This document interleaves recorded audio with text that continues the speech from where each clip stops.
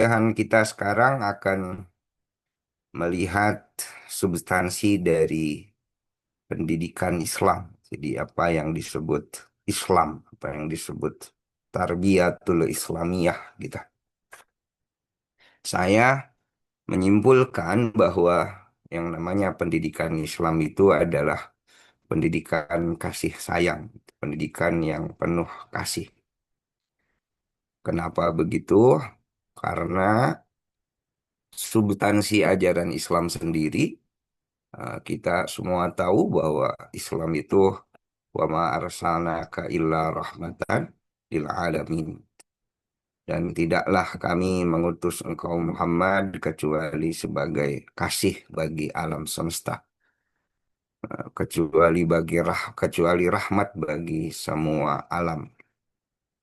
Nah, ketika substansi ajaran Islam adalah kasih sayang, maka semuanya termasuk pendidikan pun harus bersubstansi pada rahmat, pada kasih sayang. Kalau kita pakai teori bahasa Arab gitu, ayat ini suka disebut kosor gitu ya. Struktur kalimatnya itu kosor dan tidaklah kecuali. Nah, kalau dipakai bahasa begitu seolah-olah atau mau menunjukkan bahwa emang tidak ada lagi dari tujuan diutusnya Rasul itu kecuali untuk kasih sayang. Nggak ada yang lain, gitu. Itu sebab redaksi struktur gramatik bahasanya itu dengan kosor.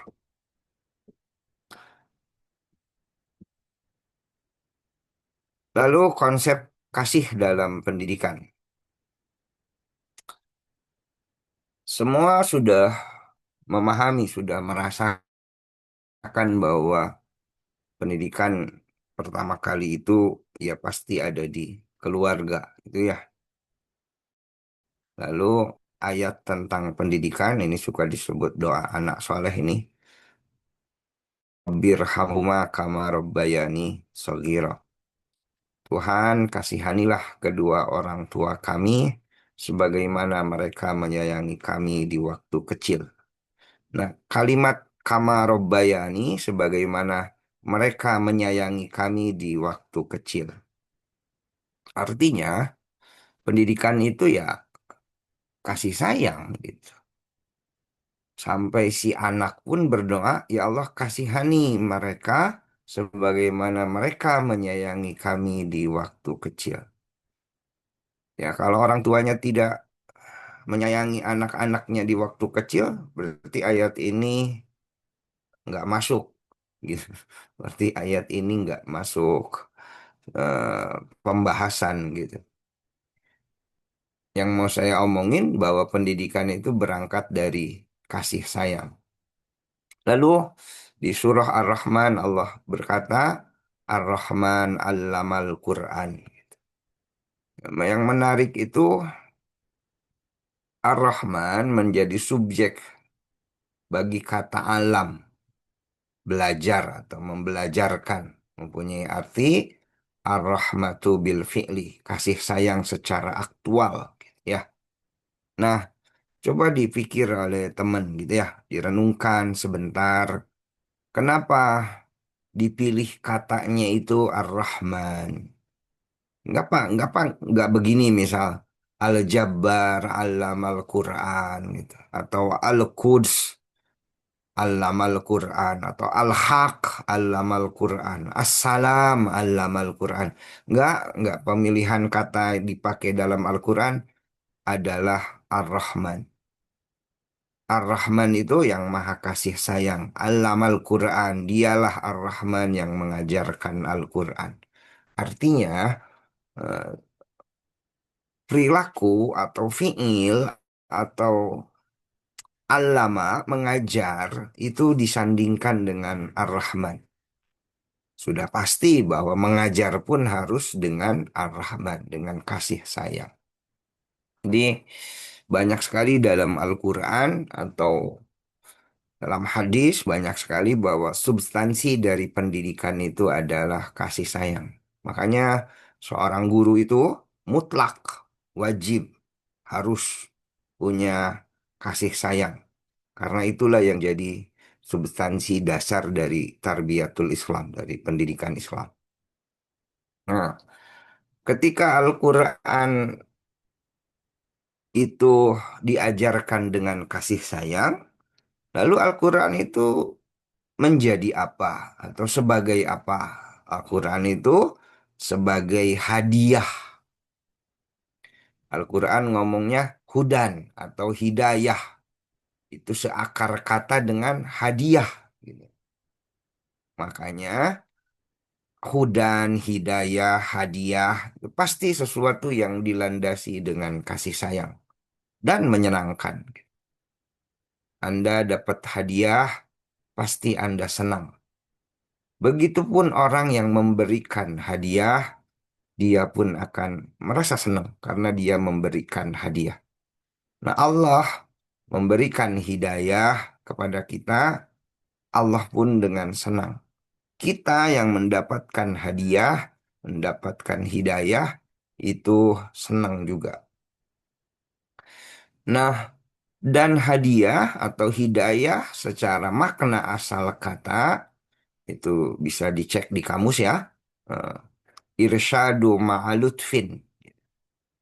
Irsyadun ma'alutfin. Itu hadiah, hidayah. Bimbingan yang disertai dengan kelembutan. Gitu ya. Bimbingan yang disertai dengan kelembutan. Bimbingan itu nggak harus selamanya ngelus kan, gitu ya. Eh, Ada juga bimbingan yang orang memaksa untuk membentak, untuk marah, atau untuk memaksa dia untuk berbuat tegas gitu. Itu bimbingan. Tapi harus dilandasi dengan kelembutan hati. Itu sebab tidak bukan berarti kita tidak boleh marah gitu ya. Kan di agama juga ada perang. Kalau perang itu pasti marah. Nggak mungkin dong orang lagi perang tidak marah gitu ya. Yang jelas rasa marahnya itu bimbingan, irsyadun. Kalau rasa kemarahannya pun adalah sebuah bimbingan dan disertai dengan kelembutan dalam hatinya. Kalau bahasa saya, kemarahannya keluar dari ilmu, bukan kemarahan yang keluar dari nafsu. Nah, itu yang penting.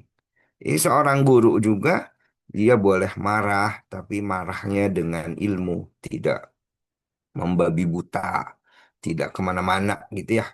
Ini marah.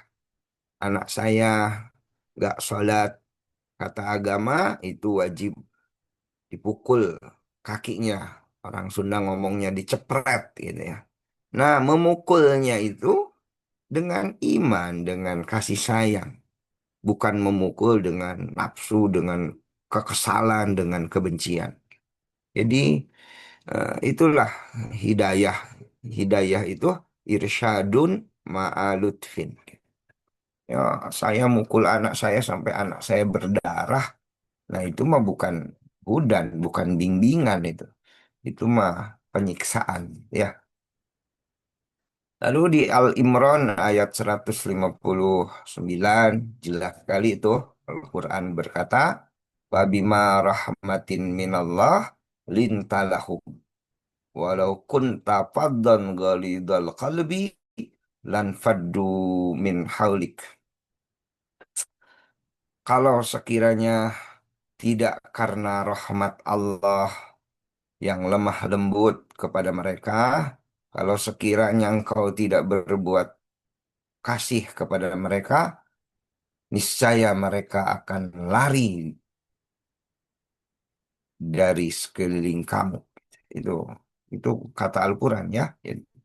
Ya kalau kita pun orangnya keras hati, kasar sikapnya gitu, bersikap semau gue sendiri gitu, tidak punya empati, tidak punya rasa yang sama dengan siapapun, dengan orang lain, dengan murid kita, maka orang-orang akan menjauh dari kita. Tapi kalau kita berbuat lemah lembut, kasih, simpatik, empatik gitu. Maka orang-orang akan mendekat, ada di betah di sekitar kita.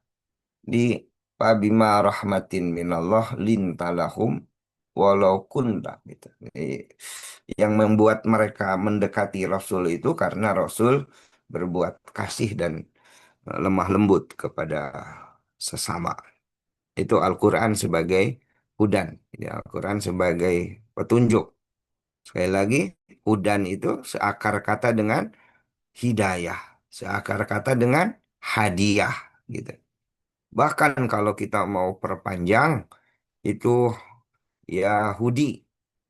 Yahudi itu sebetulnya makna dasar awalnya itu ya hadi, wahai pemberi petunjuk, wahai pemberi hidayah. Nah, sebetulnya itulah makna Yahudi awalnya itu ya. Adapun kesininya jadi kurang ajar, jadi Zionis kayak gitu, itu itu urusan lain ya.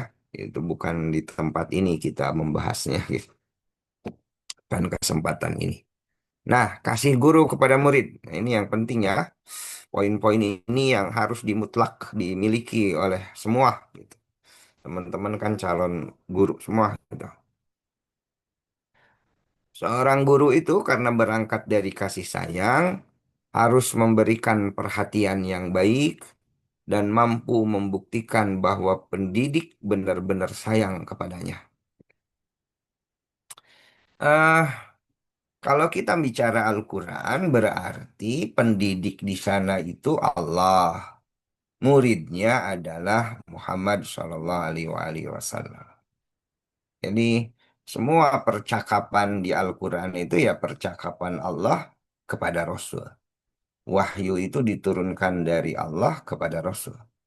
Nah, di sini kita bisa narik pelajaran ketika itu Nabi Muhammad sedang bersedih, Nabi Muhammad berduka, dikucilkan, lalu Nabi Muhammad sampai maaf dituduh, disebut orang gila, disebut nabi palsu. Sudah tentu Nabi Muhammad sedang galau, sedang sedih, sedang berduka gitu. Nah, ketika seorang murid seperti itu sangat diperhatikan oleh pendidiknya, sangat diperhatikan oleh Robnya, sangat diperhatikan oleh Tuhannya, gitu ya, pendidiknya. Allah berkata, walaqad na'lamu annaka yadiku sadruk bima yaqulun.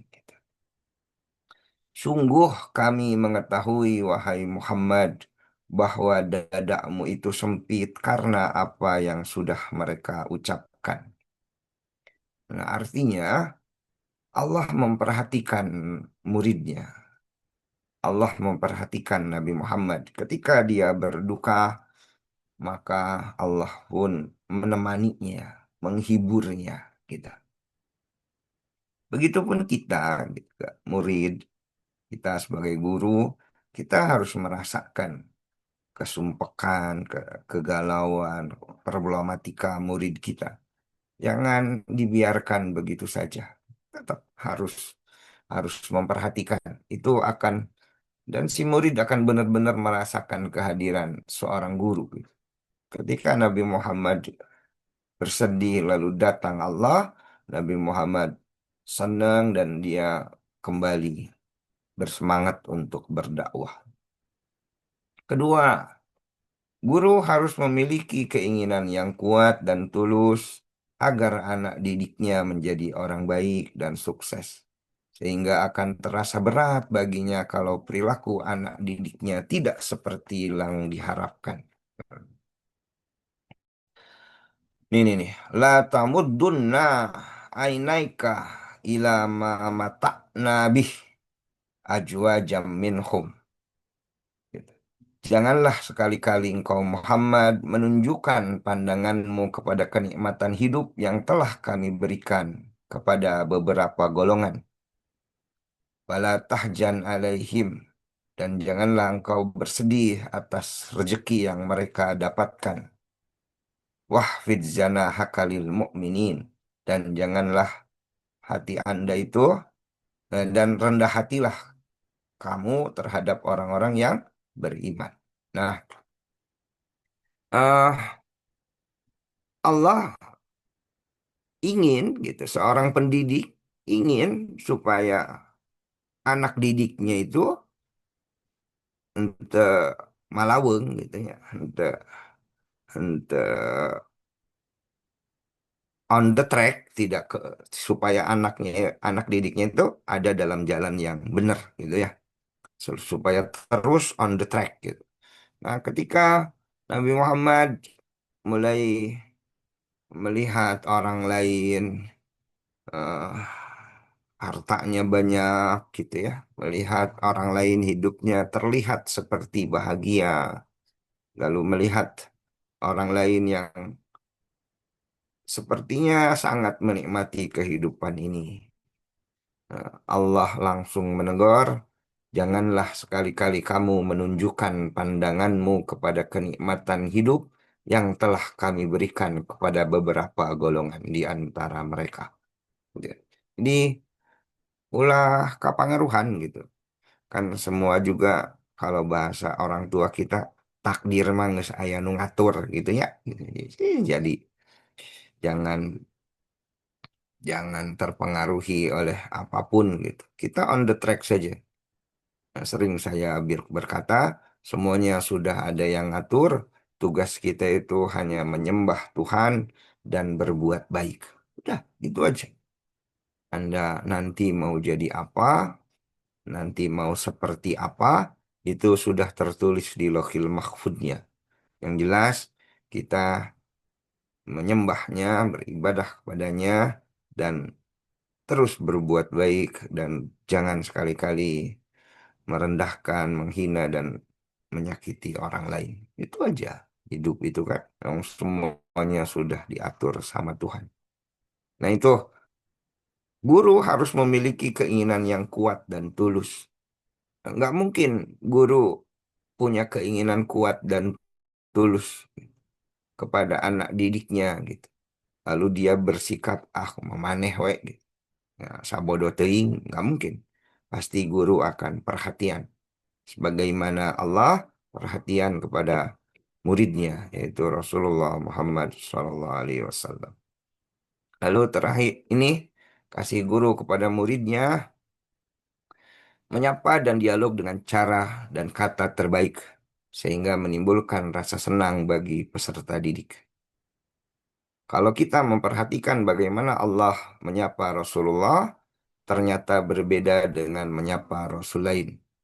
Dalam Al-Quran tidak ada sapaan, ya Muhammad, tidak ada sama sekali.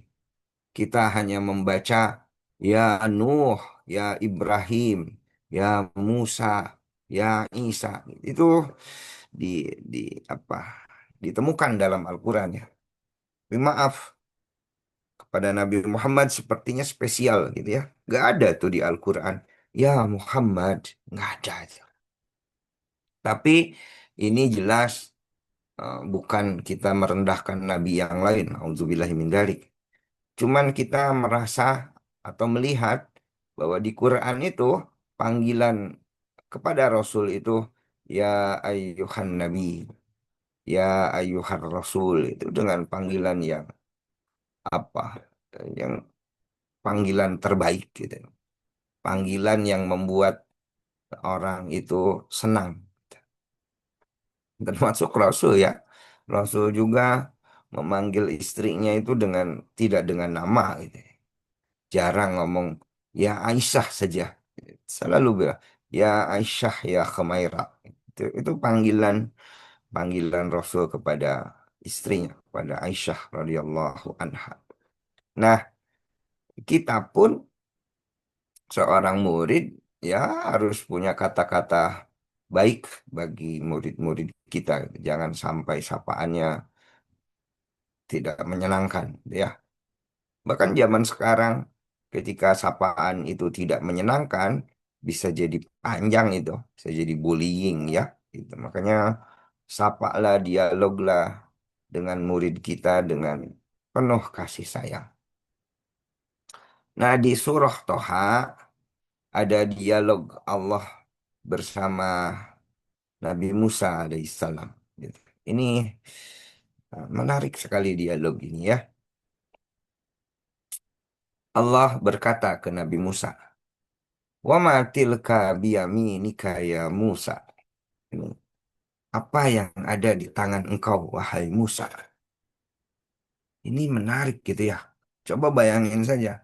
Allah bertanya ke Nabi Musa, apa yang ada di tangan engkau, wahai Musa? Apakah Allah tidak tahu yang di tangan Nabi Musa apa? Pasti Allah tahu bahwa yang di tangan Nabi Musa adalah tongkat.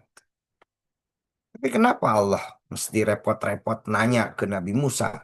Wa ma tilka biyaminika ya Musa. Nah, kadang-kadang seseorang itu ditanya dan ketika ditanya itu dia senang. Dia senang. Nah, Nabi Musa itu di saat ditanya oleh Tuhan, pasti Nabi Musa itu senang. Sangat senang.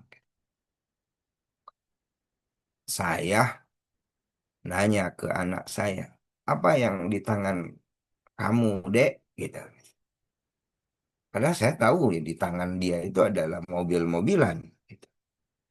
Tapi saya nanya ke anak saya. Kenapa saya nanya? Ya karena saya sayang ke anak saya. Dan anak saya pun ketika saya tanya begitu, dia juga tahu nih bapaknya udah tahu ini teh mobil-mobilan nih. Ngapain harus nanya lagi? Tapi kan ini bukan modus, ini bukan basa-basi, ini bukan basa-basi. Tapi ini ungkapan sayang, ini ungkapan kasih sayang. Allah nanya ke Nabi Musa, apakah Allah tidak tahu di tangan Nabi Musa itu ada sesuatu yang namanya tongkat? Lah, Allah pasti tahu. Tapi Allah sayang ke Nabi Musa, dijawab, ditanyalah Nabi Musa, "Wama tilka biyaminika ya Musa."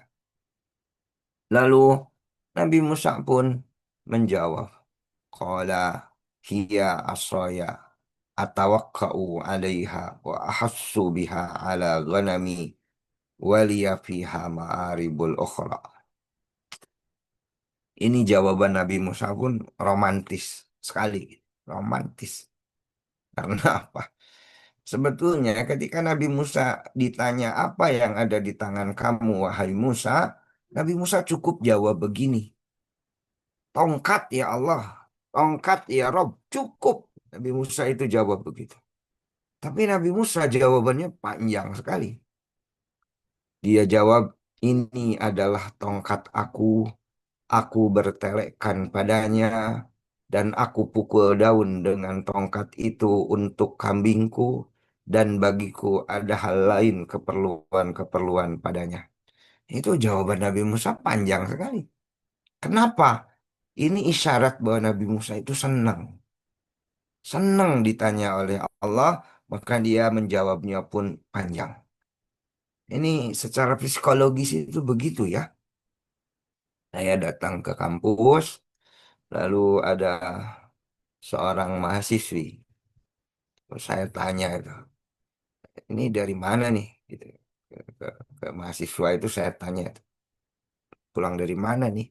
Lalu dia jawab dengan wajah yang berseri-seri, dia jawab, saya dari belakang Pak, saya dari kantin, saya sudah beli ini, beli itu, panjang sekali jawabannya. Dan saya mendengar itu senang. Berarti dia senang ditanya sama saya, sampai jawabannya itu berhiperbolik gitu. Jawabannya itu menjadi hiperbol. Jadi panjang sekali. Ini jawaban Nabi Musa pun jadi hiperbol. Tapi lain waktu saya datang ke kampus lalu nanya mahasiswa pulang dari mana, tapi dia jawab dari belakang Pak. Ah, dia jawab dengan singkat dan saya tahu berarti dia tidak senang ditanya sama saya. Gitu.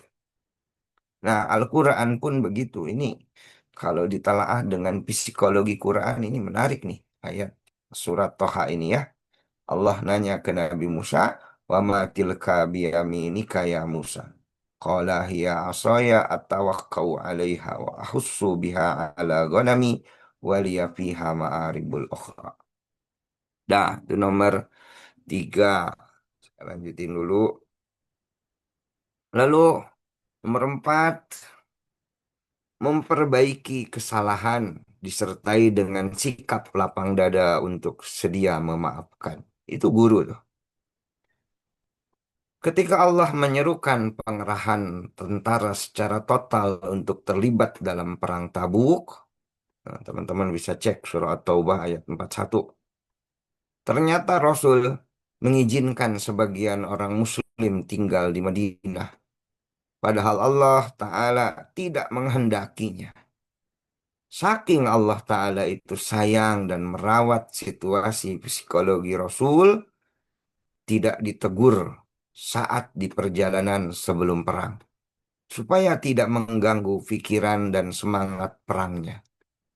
Baru setelah pulang dari Tabuk, Allah menegur Rasulullah dengan teguran yang sangat persuasif dan menjaga perasaan Rasul Shallallahu Alaihi Wasallam.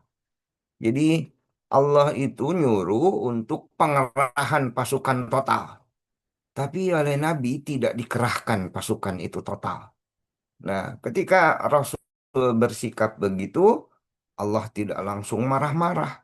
Dibiarkan saja dulu. Ketika Rasul berangkat ke Tabuk, tidak ditegur. Dan ketika Rasul sudah di Tabuk, tidak ditegur. Dalam perjalanan pulang dari Tabuk pun tidak ditegur. Baru setelah suasananya mulai hening, mulai tenang, Allah menegur. Dan teguran pun begitu indah. Apallahu anka. Allah telah memaafkan engkau Muhammad. Lima adinta lahum. Mengapa kamu memberi izin kepada mereka? Hatta yatabayyana lakal ladina shadaku. Sebelum jelas bagimu orang-orang yang benar. Wa ta'allamal kadibin. Dan mengetahui orang-orang yang berdusta.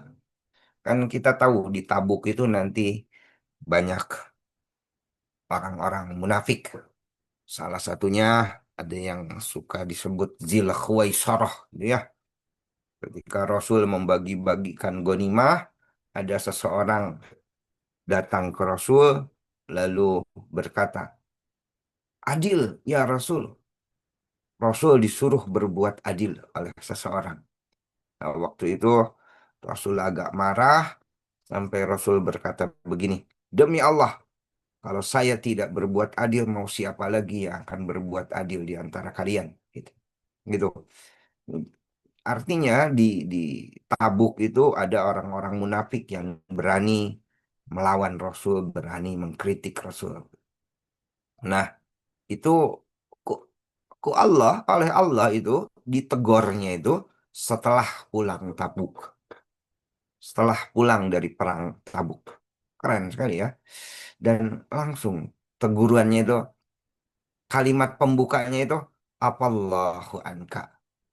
Eh, Allah telah memaafkan engkau Muhammad. Itu bagi saya keren sekali gitu ya. Ada seorang murid sudah berbuat salah, lalu dia datang ke gurunya, lalu dia minta maaf. Dia itu kalimat pembuka dari seorang guru yang paling pantas seperti Al-Quran. Aku maafkan engkau. Nah, itu kalimat pembuka. Kalimat pembukanya itu harus itu. Apallahu anka lima adin talahum. Nah, itu kalimat yang dikatakan oleh Allah kepada Rasulullah Muhammad Sallallahu Alaihi Wasallam. Allah sebagai gurunya, Muhammad sebagai muridnya. eh Terakhir, ini kasih guru kepada murid, melipur lala dan meneguhkan hati anak didik. Eh, Yasin wal Qur'anil Hakim innaka laminal mursalin ala siratim mustaqim tanzilal azizir rahim. Ini coba bayangin. Kan ayat ini itu turun ketika eh, apa Rasulullah lagi galau. Rasul mulai down. Rasul ada down di hatinya itu ya. Ada Rasul bukan seorang Rasul, Muhammad bukan Rasul gitu. Terus Muhammad disebut orang yang bikin onar, yang bikin kegaduhan, yang bikin keributan di masyarakat, macam-macam lah gitu ya. Nah, coba dilihat ya. Yang ngerti bahasa Arab barangkali akan lebih memahami ya. Yasin wal Qur'anil Hakim. Langsung pakai kalimat sumpah. Wal Qur'an. Demi Al-Qur'an. Terus, innaka. Sesungguhnya engkau Muhammad. Laminal mursalin. Sungguh benar-benar salah seorang dari Rasul. Ini eh entah begini Al-Quran itu. Yasin wal Qur'anil Hakim. Antar Rasul. Anta ar-Rasul.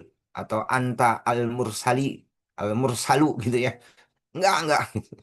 Tapi kalau kata santri itu ini pakai tauhid, pakai taukid, pakai taukid apa? Wal Quran, demi Al-Quran. Innaka sesungguhnya engkau lami la di sana itu sungguh, sungguh di antara para rasul. Itu Allah memberikan peneguhan hati kepada Muhammad sehingga diulang-ulang kalimat taukidnya itu. Satu, inna, dua, la. Awalnya pakai kalimat sumpah wal Qur'anil Hakim. Itu berarti Allah itu memberi support kepada Nabi Muhammad, diteguhkan hatinya supaya terus berjuang dan supaya terus bersabar, supaya terus apa jangan kecil hati. Ayat ini turun ketika Rasul sempit dada hendak pergi hijrah. Ketika Rasul disuruh hijrah itu kan Rasul, waduh gimana gitu.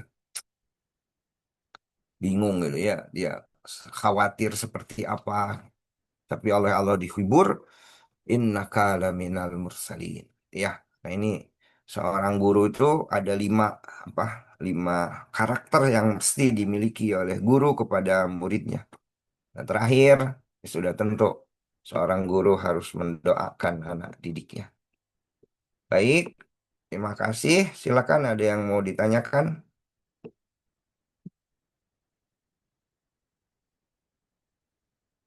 Enggak, silakan ada yang mau ditanyakan.